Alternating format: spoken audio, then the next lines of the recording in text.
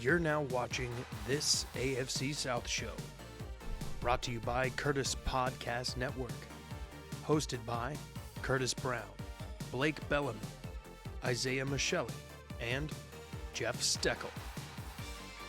Hello, everybody, and welcome to This AFC South Show number 90. Yes, that's right. We finally cracked into the 90s. We are reacting today to Week 17. Blake is here, our resident Titans fan. Isaiah Michelli, our Jags fan. Of course, you can see I'm a Texans fan. We have a channel-like goal this week of 70, which is the most on the channel right now is 73, and that was the last reaction video. Week 16's reactions was huge. So fuck that. We're going for 75. Well, you know. Gotta go better. All right, fine. 75 it is. So let's get that to happen. We have had a monstrous surge lately in subscribers, 103 in the last 28 days. Thank you, guys. Probably more than that now.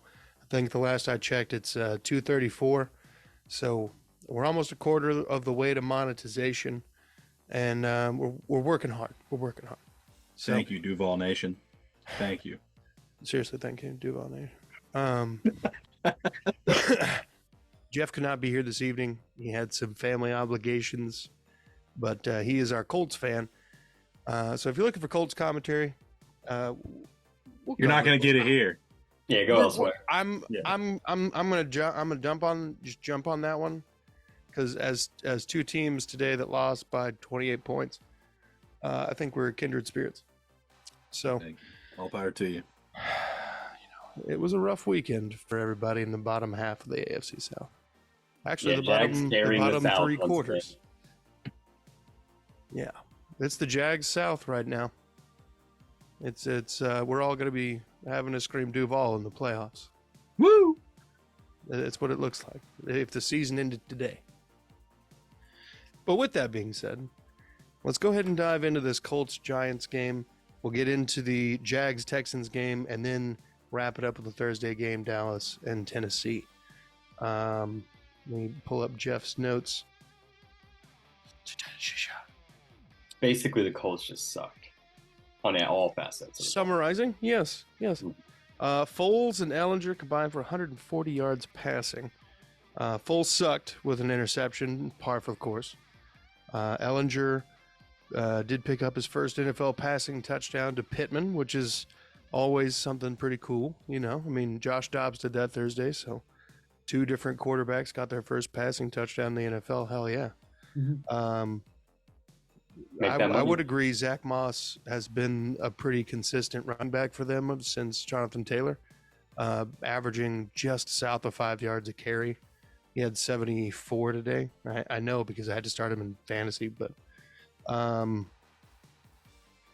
and Yannick Ngakoue missed today's game, and he's going on season-ending IR just to, you know, make sure nothing else happens to him. But without his presence, there was literally no pass rush. The Giants ran literally roughshod over this Colts defense and made them look silly. The Colts offense had some occasions where the Colts defense made a decent play, stripping the ball out, and they get the ball in good field position and then couldn't do anything. Honestly, it's a pretty similar story to what happened in Houston today, but we'll get there in a second. As a Texans fan, I don't know who's going to win in Week 18. It's going to be the battle of whose offense wants to play the most. And I don't think either team's offense is like, all right, let's go out here and get it. It's just as of this week, it just looks lethargic and pathetic. I don't know. I don't know what the hell. The Colts just have been lifeless since the comeback of the Vikings. So, you guys got any Colts comments, boys? Colts they stink, man. I am happy though about Ellinger. He did get that touchdown, which I've been very pro Ellinger this entire time. I've been wanting to see him play. However, I'm very disappointed with how he started playing today. If anyone saw that hit on it was Thibodeau, the rookie out of Oregon, just destroyed Nick Foles. And then this man, like, so Foles was knocked out, and then Thibodeau, what's his first name? Kayvon Thibodeau. Yeah, and he was doing snow angels when it wasn't snowing for like 10 minutes while Nick Foles was dying. He was shaking. It was clearly bad. Like, someone should have grabbed him by the face mask and threw him off the field. And maybe for a second you may not have known he was hurt. That's fine, but he was doing that forever. And then he goes to the sideline, and then he does this a whole bunch because he knocked him out. Like, that is terrible. Like, I'm all for big hits and talking crap during game, but that was a little too much. So Thibodeau, I am not a fan of him at all anymore. I was never really big on him anyway, just athletic freak, and he's definitely played better than I expected. But no, he's on my my shit list. I do not like that guy after that. And that says a lot because I hate the Colts, and I always love it when they're getting sacked, but that was ridiculous. So big L for the Giants, even though they won this game. That sucked. But yeah, the Colts, there's really not any pros out of that. I mean, that was a terrible game. It really was. It was nice seeing Ellinger play. Paris Campbell actually looked pretty good today too. But yeah, I mean, the Colts, it's off-season draft mode for them right now. No. Yeah, that was kind of something I was going to say too. Is that Kayvon Thibodeau thing? I've never seen a celebration go on for that long without being flagged. Like, he was on the ground. Yeah, he didn't get flagged. I mean, I saw it 45 seconds to a minute straight of just like laying next to a crying Nick Foles, holding his shoulder and rolling around, just like hitting the snow angel. It's like, and like his teammates were like watching him too. It's like, bro, like, what do y'all do? Get his ass up. Like, it was a bad look. I never liked him anyways. There were always reports of him not having a good attitude, his work ethic being bad. I mean, stuff like that. I mean, I never liked him coming out of the draft anyways. I'm glad Jacksonville skipped out on that one. Trayvon's been a great kid. Thibodeau's been a little more productive and everything, whatever. But, I would take a good hometown kid over that any day of the week. But yeah, I mean, it was actually a pretty similar game to, besides the score, but the Jacksonville game earlier in the year against the Giants. I mean, Danny Dimes and Mr. Barkley ran for over 200 on us as well. So, they're a dynamic duo when it comes to running because Daniel Jones can't throw and he's pretty quick. So, there's just all that happening. But no, I mean, it was rough having, not having Ngakoue out there for the full game and just everything going on. It's definitely draft mode, and we'll see who they get in the top 5. But it more to come, I guess. Yeah, it looked like there's so much more to come. You're about to vomit. So I read somewhere that the Giants and I guess the Giants front office is officially interested in bringing back both Daniel Jones and Saquon Barkley. They should. Well, I mean, Saquon obviously made a little bit more sense because the upside was massive, but Daniel Jones has really only proven himself in this 1 year to be any sort of a, he's gonna get a Blake Bortles deal. Yeah, he's gonna get tagged. I saw him tag him. I wouldn't. He costs too much. Tagging him is like $47 million. Really that high? Yeah, because it's the average of the top 3 contracts. Mahomes is $50 million a year. Rodgers is at 40. 10. No, top 3. Top 3. Ooh. Yeah, don't. Yeah, it's Mahomes. I think it's Mahomes and Rodgers, and then Russell Wilson, if I'm not mistaken. They're all 45 plus. Yeah, screw that. No, he's not worth it. And then, yeah, I mean, and my thing too is like, he'll probably get like a Bortles deal. Bortles got like 3 years, like, what was it, 45 million or like 50 million, something like that. Like, I think he'll get something like that he might not sign on at first, but he'll realize very quickly. Inflation, but yeah. Well, I'm just saying, like, he's going to realize very quickly that he's not a 4-year, $200 million quarterback. He's a 3-year, $70 to $100 million quarterback. I mean, he's yeah. And I think that definitely takes if they do manage to re-sign both, definitely takes them out of the pool of trying to draft a new guy, at least this season. But speaking of that, let's move on to a team that is drafting a quarterback first overall. And will not draft a quarterback the first overall draft pick because that would be the most possible idiotic move ever. No. Great move. It'd be well, of course, for you. Of course, for me, I want you and the Colts to get whichever one. If y'all both like me and Blake can agree here, no matter which way it goes, if one of you gets Young and one of you gets Stroud, like It's a win. It's a win. It's still just Jacksonville and Tennessee for the next 10 years. Like it's definitely a win. Look, I'm gonna say this, and we're just gonna move into the game, and then we can come back to it maybe later. This off-season stuff, yeah. But this, Sorry, I know, but all I'm saying is, it is more likely that Nick Caserio trades back. No, he could trade back and still be in the top 5. he's not good. Look, the problem is, okay. Like if we I stay, know this is off-season talk. If we stay at 1 or 2, hear me out. If we stay at 1 or 2, we're drafting a guy who is 100% can't miss. Hear the best me athlete available. Hear me out. The Colts, they don't care which of the 3 they get, so they can just sit back and hope for Levis to fall into their lap. The Bears don't need a quarterback. They're going to go with Mr. Fumblerooski himself. No, they need a quarterback. No, they're keeping him around. There's no way they don't keep him around. They did offer to trade him though. Yep. No, they offered a deal to send him to Seattle in the offseason. Yeah, they're going to keep him around. For whatever reason, I didn't even think about that. You guys could package back if you get the first and give it to them for freaking. Oh my God, Justin Fields to Houston. That is. Let's get into this game. I don't even want to start that right now. That's just. I would love that. I think I would cry. In reality, it'd probably be something more like Trevor Lawrence. It'd probably be more likely that Trevor Lawrence gets benched for poor play, like for the whole entire season next year. Won't happen. Exactly. Yeah. Exactly.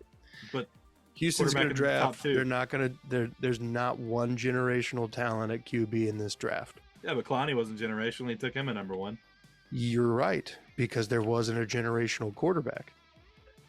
Well, who did y'all have when you had Clowney? Y'all had Deshaun Schaub? Watson, didn't That you? was Schaub, the tail end of Schaub, and no, that also might have been like Brian Hoyer and Ryan Mallett. We were still winning the division those years. Oh God. Yeah, I know. Bill O'Brien was like, "Hey, we don't need a quarterback," and he won for like 3 years. The last time the Colts won the division was 2014, and that was the year before you drafted Clowney. So, wrong. He was drafted in 2014. Yeah, he was drafted. Was it 2014? Yeah, I looked it up today. Oh, really? Because I sent a picture of it in the group chat. I'm old. Because Khalil Mack. You guys are old. Good Lord. Like the first round draft pick in that order, top 5 was like Clowney, Blake Bortles at number 2. Woo! The boat. Greg Robinson to the Rams. I'm gonna get a lot of brownie points for the Jags community for that one. And then anyways, Khalil Mack to the Raiders at 5. Ooh, best one out of all. I would agree that we missed on not drafting Khalil Mack. He was clearly, in hindsight, the better of all the pass rushers. But he's still a run-stopping defender. I mean, it's not like he can't play the game.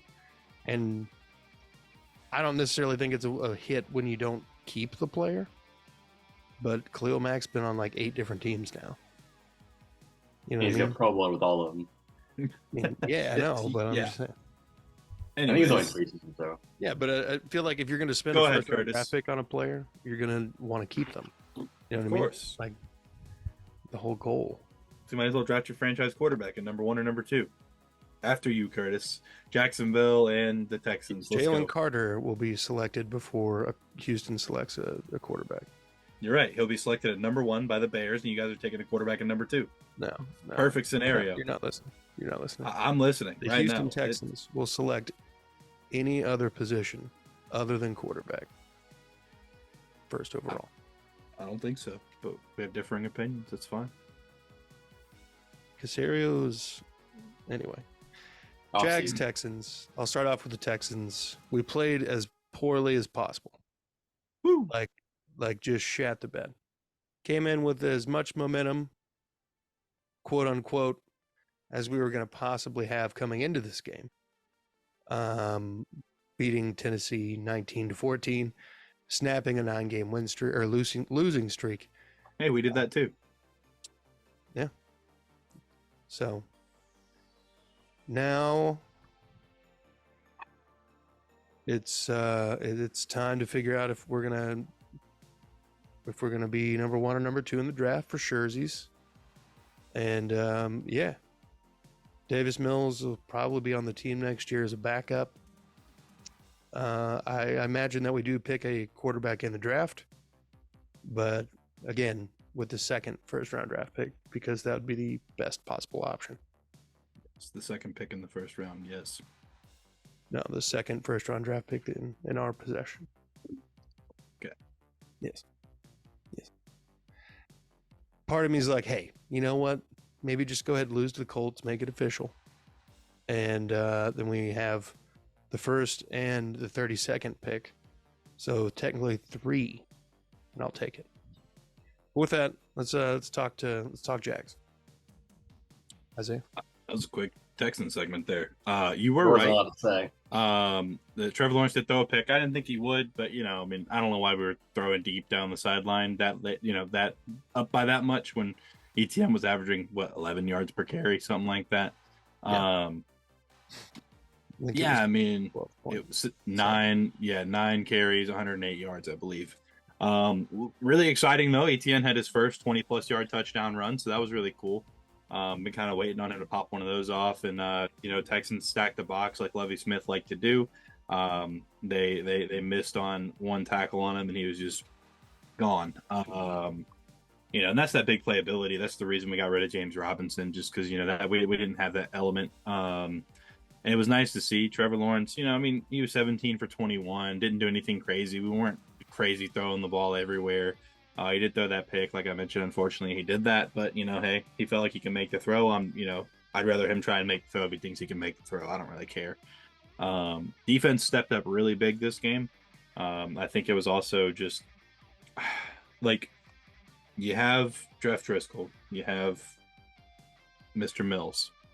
Why is Jeff Driscoll, the tight end / quarterback as of the last 2 weeks, throwing on 3rd and 5 and 4th and 5 when you have an actual quarterback in Davis Mills who got drafted to play quarterback and start versus Jeff Driscoll who got drafted to be Andy Dalton's backup 12 years ago?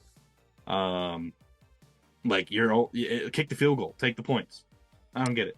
I think it's I can't really speak as to why Jeff Driscoll was taking those snaps, but I can say that I don't know, it was pretty early on that we needed points. Wasn't it 21-0 in the first quarter? 21-0 I think it was 21-0 going into halftime, or was it 28? When did No, we only scored 1 touchdown in the first quarter, I think. And then there's the second quarter where we dropped 2 or 3.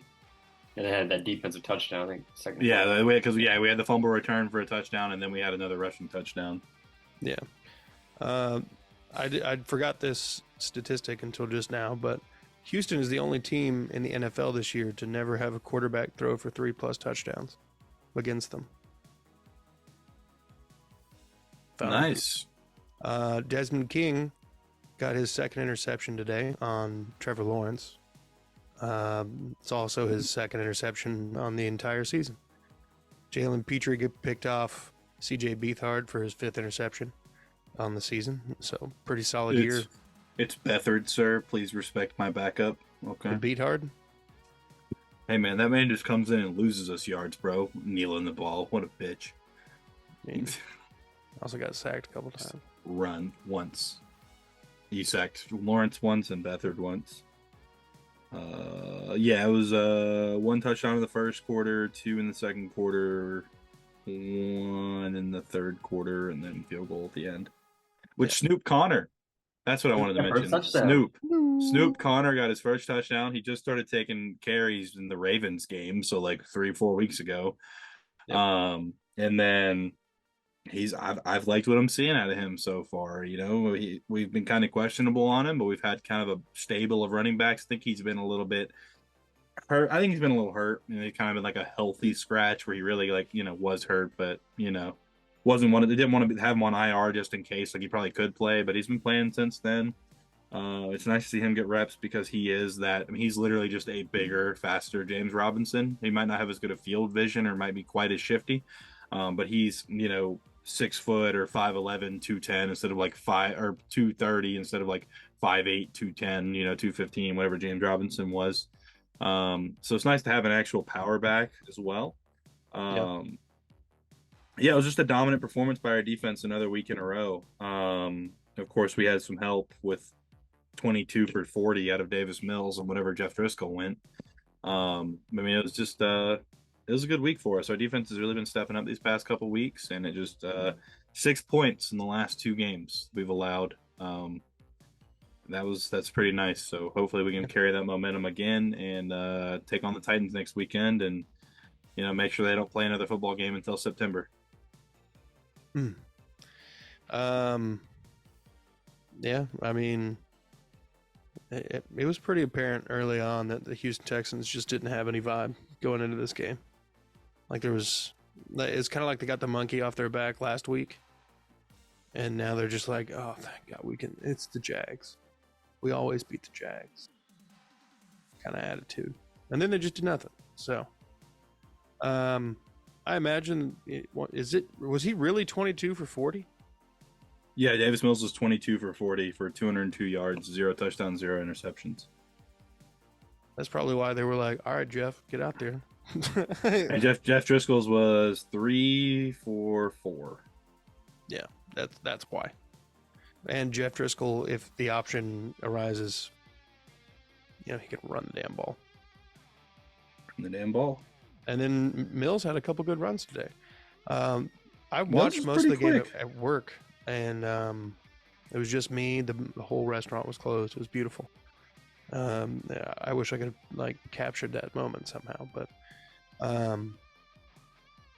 it seemed like anytime there was any sort of momentum, like when we picked off Trevor Lawrence down 21-0, that would have been perfect time to put some points on the board earlier, try to get any sort of momentum.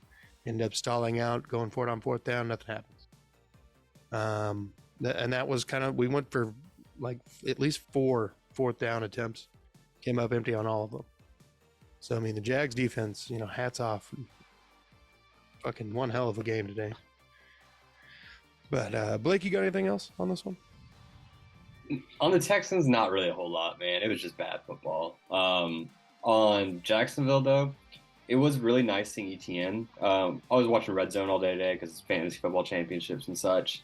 But every time it came on, it seemed like every time ETN touched the ball, he was balling out. And I got to see that was a 62-yard touchdown where handoff right, cut left, and gone. No one was going to catch that man. Incredible run. He is basically what we thought he would be. And it is nice seeing him reach his potential, especially after that. I think he had that torn meniscus last year, and he missed the entire season. Lisfranc foot fracture. Lisfranc, okay. Yep. And yeah, so it's nice seeing him come back and really better than ever, man. Best year to miss, the whole Urban Meyer debacle. But it's nice seeing him. It's nice seeing him out there and him balling. And again, it's always nice seeing. Again, I don't know why I'm being so nice to the Jaguars. It is nice seeing Snoop Conner, get his. Because you can't wait to root for him in the playoffs. And how can you not like a guy named Snoop? Oh no, exactly. I liked him coming out the draft just because his name was Snoop. I was like, he went to Jacksonville. That's unfortunate. Yeah, you guys look good. I picked up your defense because I know you're playing Houston. I was like, you're at least going to get some sacks on Davis Mills, at least a pick. So I picked him up in both my leagues and got me, 17 points. So shout out Jacksonville's defense. Big Jacksonville's fan. I texted Isaiah today or the group, and I was like, I love Jacksonville. And send the screenshot of it. And it's true, man. Shout out Jacksonville today. I never want you guys to win, but it was nice seeing you guys beat up on Houston. Sorry, Curtis, but it's always nice seeing someone in the South get blown out. And I got 2 of those today. Good foreshadowing for next week, for sure.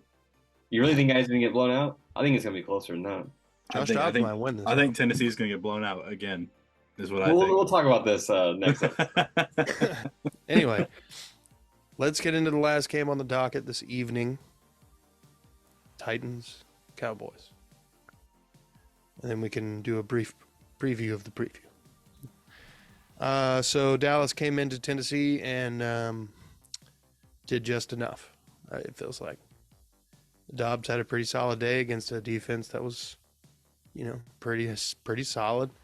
And Dobbs really had, not much help. There were several times where both tackles on the offensive line were almost touching each other in pass pro. Yeah, they were butt brothers. It was bad. That's never a good thing, and that was happening a lot. Josh Dobbs got a lot. I think this one of the first turnovers he was responsible for was because of that. So I don't know. I like Josh Dobbs. It's hard not to like Josh Dobbs. I hope he is QB1 this next week and whatnot. But Next week.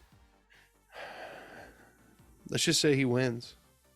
Gets into the playoffs. Tannehill's not ready. Wins a Tannehill's playoff. on injury What if he reserve. wins a playoff game? That's off-season talk. We'll talk about that. What if He's what if not Josh going to the Dobbs? playoffs is the problem. We're hypothetical. There's no hypothetical where they make the playoffs. Jacksonville's blowing them out next week, just like they did last time we played them, just like we did to Houston. It's happening. Look, I gotta keep this energy, okay? I can't slip back. I've been hiding for 10 years besides 2017, okay? Let me have this, all right? Speaking of, it's the last time the Jags beat the Texans. So, Yep, 2017. Yep. and that was also the last time that the Texans had a loss to the Jacksonville Jaguars that was more than 21 points. So, anyway, Titans, Cowboys. I'm just quick take on the Cowboys. Not a huge fan of what they brought to the table. This is a Titans team that was very injury riddled, and at times it looked like they were almost trying to give the game away. Because Dak Prescott just can't. But anyway, Blake, take it away, brother. Yeah, it was a sloppy game. That's really all you can say. It was bad. Offense and defense were terrible. Special teams was great. Kicking Wallen, Ryan Stonehouse was just booting them, looking great. Offense was bad, but Josh Dobbs was all right. He threw it 40 times, which was a lot more than I would have expected. But he looked pretty good. He had a lot of zip on the ball. He was pretty accurate for the most part. And, that's with, there was like 5 or 6 drops. Robert Woods dropped a couple. Traylon Burks dropped a couple. Luke Chig, Okonkwo, Austin Hooper dropped some. It was bad. They had no Derrick Henry. They already don't have an offensive line. It was just bad. I predicted the prediction show. If you didn't watch that, go ahead and go back there, like and subscribe. And it was bad. I said the Titans were going to lose 35-3. The Titans did lose 14 points, but I think they actually played pretty well. That was the first game in a while that I watched. I wasn't depressed after it. Yeah. You You were like, hey, effort. The defense actually looked really good. They forced 3 turnovers, and if you notice, I was drinking my MTSU because I'm an alumni there, and my boy Kevin Byard, MTSU Mayor of Murfreesboro, had 2 takeovers. He balled out, man. Kevin Byard is the leader of this team. There's been a lot of talk about him being a cap casualty, and I hope to God that does not happen. But more on that in an off-season one. But he looked great. Jack Gibbons. I've been really high on him in recent videos, and he was second in the team in tackles. He had like 10 or 11. Monty Rice, another young guy, middle linebacker, had 13, led the team. There's a lot of young talent on this team. Trey Avery, who had no business covering CeeDee Lamb, who was smoking us. He had like 10 catches, 100 yards, and I believe a touchdown as well.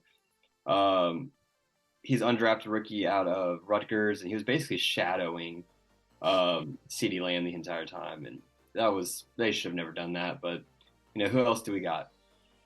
Titans secondary was just getting torched outside of Kevin Byard. It was a rough game, man. It was rough, but it wasn't depressing. It was entertaining. Titans went down 10-0 real quick, but they ended up fighting back. I think it was like 10-13 or something like that at halftime, and it was a pretty good game.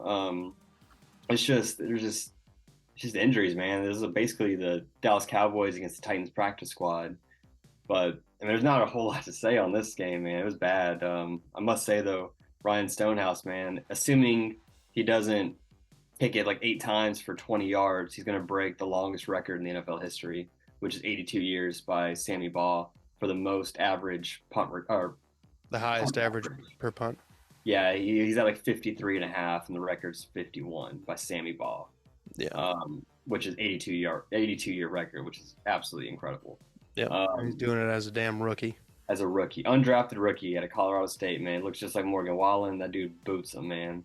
His hang time can be improved, which I think he'll do that next offseason. But hey, man, rookie year, that he gets my vote for rookie of the year. Not Aiden Hutchinson, not Chris Olave, none of that. Ryan Stonehouse, rookie of the year. Okay. I did hear after the game that some of the wide receivers were talking about they just weren't used to fielding passes that had that much zip on them. They were like, we haven't had a quarterback on the team that's like had that much arm strength. He's got an arm, and you know one thing I like about Josh Dobbs. I know we talked about this before. He's a rocket scientist, and that guy's brilliant. And there's a very good chance he knows the playbook better than Malik Willis, who's been on this team since May. An article came out 2 days after the game that his receivers are saying that Josh Dobbs is calling audibles and telling them routes at the line of scrimmage that they did not go over in practice. Yeah, and they were connecting. They ran. That is leadership that you want for a guy that was on the team for 8 days. He was changing things up at the line of scrimmage. I think he knows Todd Downing's garbage after being there for 8 days.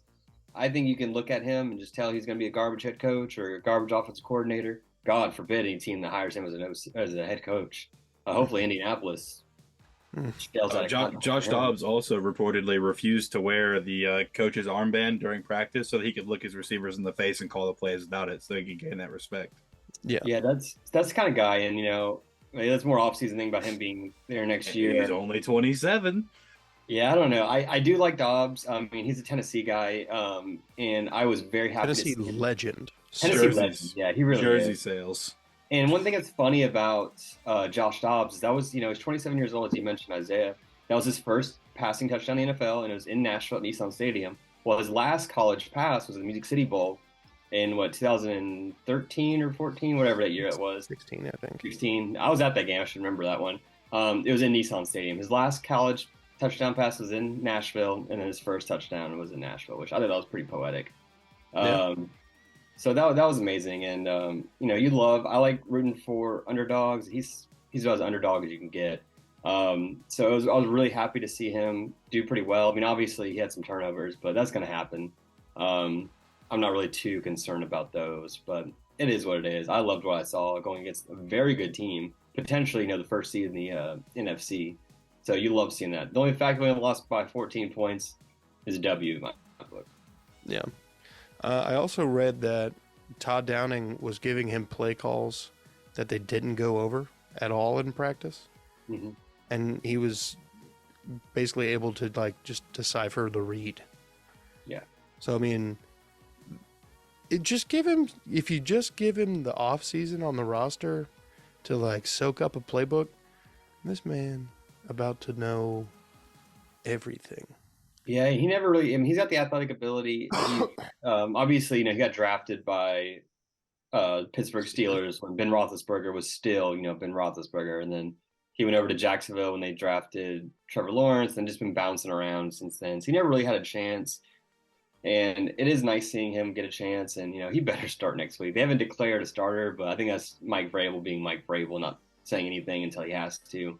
Yeah, I would be very angry if Josh Dobbs not starting next week. Yeah, because Malik Willis does not offer the best chance to win. No, he is. It was weird, I think I was desensitized seeing bad quarterback play from Malik Willis. Maybe he's doing all right, and then Josh Dobbs comes in off the street and just, I wouldn't say light it up, but if you take away 5 of those drops, man, those numbers look a whole lot better because he was only throwing, I think, 52% passing completion percentage, but yeah, there were a lot of drops, a lot of bad reads, and there was some miscommunication. I mean, it was, brand new QB, new receivers. It's going to happen. But right. I like what I saw. Treylon Burks, he came out of the Matrix when he had that one catch, and he was basically stopped gravity and then went back in bounds, and right at the end of halftime, or right before the halftime ended, or whatever, the end of the second quarter. And even A.J. Brown, the biggest Titans hater in the world, was like, man, that man's a ballerina. That was incredible. So It was cool seeing A.J. Brown show us some love. But it was really painful to see A.J. Brown catch a 76-yard touchdown pass by the GOAT Gardner Minshew. That hurt my heart. All right. I mean, I kind of hope Josh Dobbs is the guy going forward. I mean, I would love that. movie wise, but I don't feel Look, comfortable with it. Tannehill's 34, 35 years old. He's got a big ass contract. Now it's not top 10 per se, but it is what? Didn't we look it up the other day and found out it was 13, I 13? think. Yeah. It's gonna drop though next year though a lot because this was his biggest year like money wise because he restructured last year to pay somebody that we probably cut already. I think it was Lawan. No, Lawan. It wasn't Lawan. It was. I don't know. It doesn't matter. They suck though. Whoever it was. Yeah, Lawan. Wait, was it Byard? No, Byard took a pay cut. Again, MTSU legend, man. Byard, nothing bad to say about that man. He's perfect. Best safety in the NFL, at least top 3. I mean, Isaiah, you got anything about this game? This game, and next week, not really. I think if Tony Pollard was in the game, it would have been a little bit different, just because he adds another gear through the passing game and the running game. Which, I mean, they were stuffing the run pretty well, but I think, you get him on a little swing route or you get him on a screen. It's kind of a little bit different of a ball game than Zeke Elliott.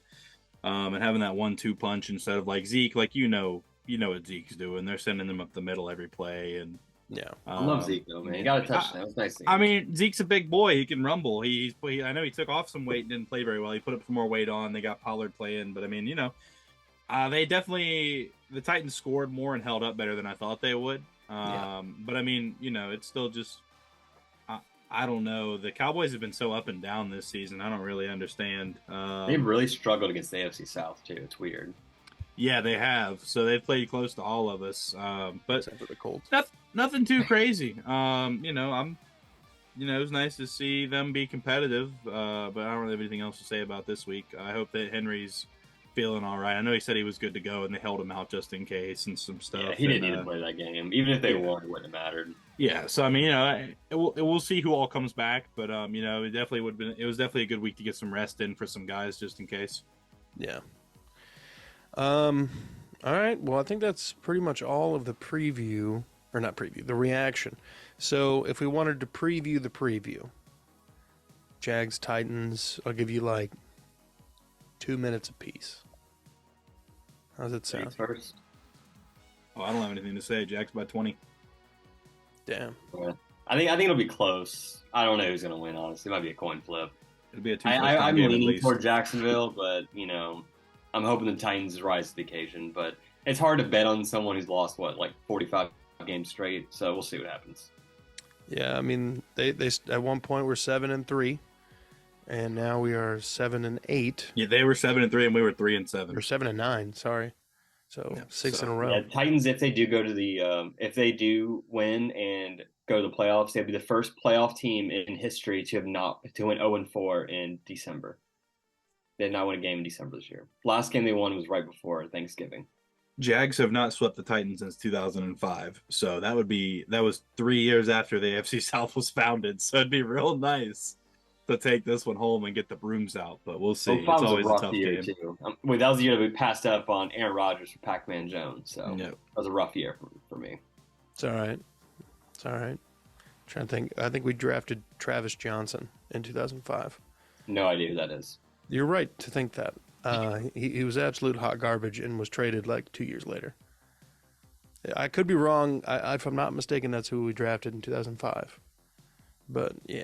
Yeah, he's probably selling cars now or bagging groceries at Kroger now, for all we know. Probably Publix. Josh Norman was a barista until the Carolina Panthers just re-signed him. What? Yeah, he was serving coffee. Granted, he owns the coffee shop, but I think that's pretty funny that he's a barista. Okay, all right. I imagine he got a Starbucks job because he blew all of his money, and then you're just like, well, he owns the. All right. That's just smart business. You just you're not paying somebody on else. Overhead. This guy. Yeah. He's like, what do white people? Oh yeah, that's when we got Matt Jones. Matt, I remember that yeah. guy. That guy was cocaine. That guy was terrible. We love to Matt Jones, Justin Blackman. We just love to draft the problem children and hope they work out. It never really seems to. They were both like you guys were trying to be. You were trying to be Dallas East. Yeah, basically. Matt Jones, though, dude was like 6'6". He had so much potential. Dude, he was a quarterback at Arkansas. And then they were just like, hey, you're fast as hell. Let's move you to wide out. Because there's also like a stigma that like if you're taller than 6'5", you can't win as a quarterback. So like a quarterback who's 6'5" or shorter is the only quarterback who's ever won a Super Bowl. I feel like it's very anecdotal because there's just not many. Isn't Big Ben 6'6" or is he 6'5"? He's 6'5". Yeah, I mean, no real tall ones are coming to my mind that have been winners, but I mean, a lot of them are tall. I mean, most quarterbacks are like 6'3"-ish, 6'4". First, well, hold on. Joe Flacco's 6'6", motherfucker. Yeah, Joe Flacco is 6'. He's probably the tallest quarterback. Him and Osweiler was like 6'7". That dude was huge. Yeah. Okay, well, how tall is Big Ben? I didn't look it up. So I thought he was 6'4", actually. No, Big Ben's 6'5", because they used to always make comparisons to him and Bortles, because Bortles is also 6'5", 240. Mm. Yeah. Wait, what?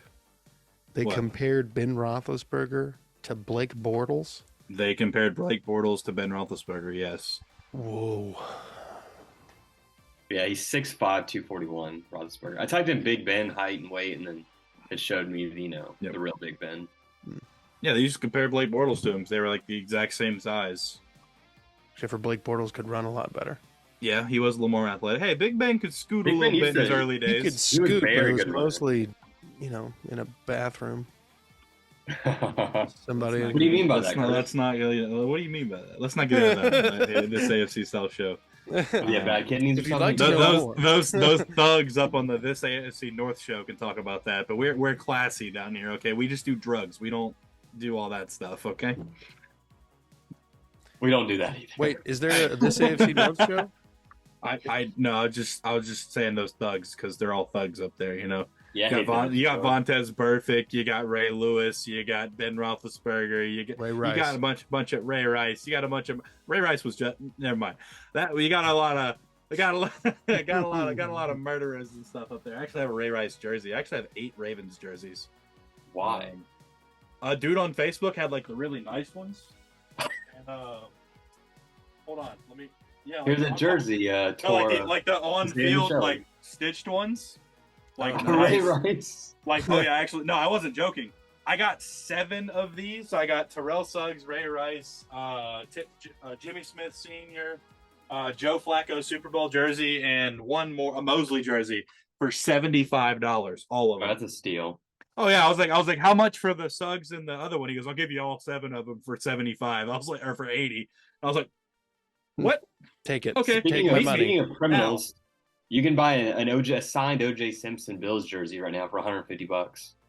Saw it on the internet yesterday. It's very tempting. Is he still in prison? No, he's out. Oh, wow. He done been out. Yeah, he got out. He's probably going to steal that.